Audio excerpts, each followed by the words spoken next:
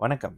நமக்கு எண்கணி ஞானத்தையும், வேத ஜோதிட ஞானத்தையும், ஆன்மீக ஞானத்தையும் வழங்கிய அனைத்து குருமார்களுக்கும் நன்றி என்ற அதே வேளையில் இது ஒரு ஜோதிட விளக்க வீடியோ விருப்பம் உள்ளவர்கள் தொடர்ந்து பார்க்கலாம். ஆ யூடியூப் முழுக்க ஒரு கேள்வி. அதாவது கும்பம் 2025 பத்தி கேட்டனால, கடகத்துக்கு 2025 எப்படி இருக்கும் அப்படின்ட்டுன்னு. ஓகே.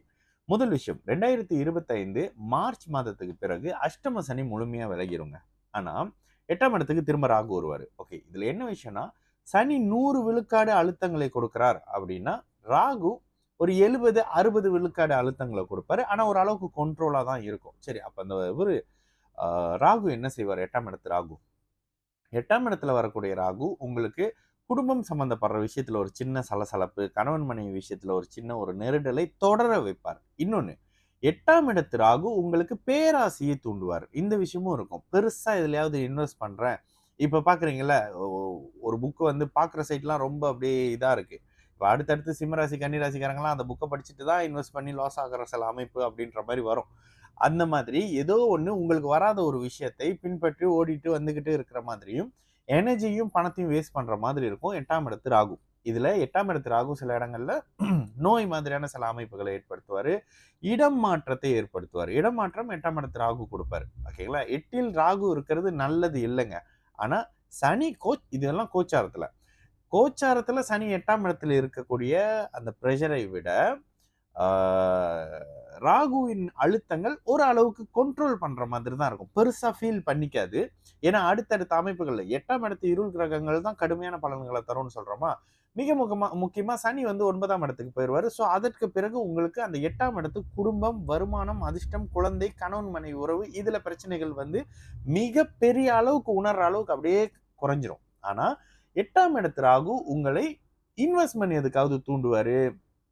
பேராசையினால ஒரு சரியில்லாத நபரோட தொடர்பு ஏற்படுத்திக்கிட்டு அதுக்கு பிறகுலேருந்து அதனால ஒரு சங்கடம், பண இழப்பு மாதிரியான விஷயங்கள், தொழில் செய்து தொழில்ல சில விரயங்கள் மாதிரியான அமைப்புகள், விவசாயம் பண்றவங்களுக்காக இருந்தீங்கன்னாக்கா, எது உங்களுக்கு வராதோ ரிஸ்க் எடுத்து அத பண்ணலாம். ரிஸ்க் எடுத்தா தான் அத பண்ண முடியும். ரிஸ்க் எடுத்தா எல்லாமே உலகத்துல ரிஸ்க் எடுத்து சாதிச்சவங்க தான்ற மாதிரியான தேவையில்லாத இடத்துல ரிஸ்க் எடுக்க வைப்பாருங்க.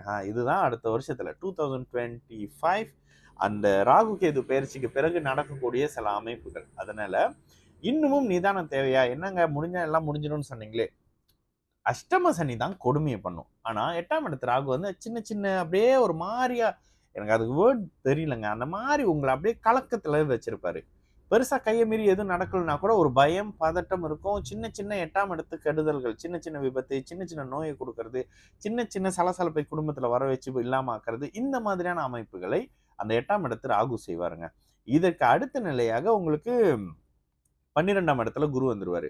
அந்த குரு ராகுவ பார்ப்பாரு. இது ஒரு நல்ல விஷயம்ல.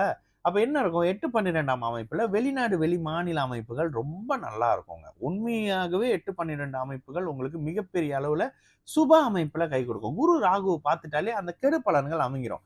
பணம் சம்பந்தப்படுற அமைப்புல மட்டும் குரு ராகுவ பார்த்தால் 8ஆம் இடம் பணம்ன்ற மாரி சில விஷயங்கள் இருக்கும். சிலருக்கு ஷேர் மார்க்கெட் கை கொடுக்கும். பிறந்த ஜாதகத்தின் அடிப்படையில. உங்களோட பிறந்த ஜாதகத்துல ஆ 8ஆம் இடம் ஒரு மாரி இருக்கு.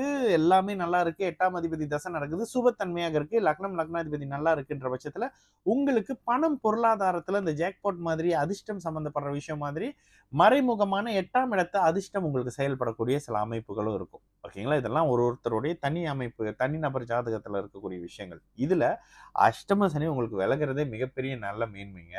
அதுக்கப்புறம் 8, 2ஓட ராகு, கேதுக்கள் வர்றது சமாளிக்கக்கூடிய அமைப்புகள்ல தான் இருக்கும். பெருசா நீங்க பயந்துக்க வேணாம். ஏன்னா ராகுவை குரு பார்க்குறாரு. அடுத்து 7ஆம் இடத்துல ராகு. 7ஆம் இடத்து ராகு, 8ஆம் இடத்து ராகு ஒரு சின்ன சின்ன உங்களோட பார்ட்னர்ஷிப் குடும்பத்துல ஒரு சலசலப்பு குடுப்பாருங்க. இந்த மாரியான அமைப்பு தான் இருக்கும். ஆனால் பெருசா எந்த விதத்திலும் கலக்கம் பட தேவையில்லாத அமைப்புகளாக தான் இருக்கும். ஏன்னா குரு பார்வை ராகுவ அப்படியே ஆஃப் பண்ணியே வச்சிருக்கும். சரிங்களா? நல்லது நடக்கும். எல்லோரும் நல்லா இருப்போம்.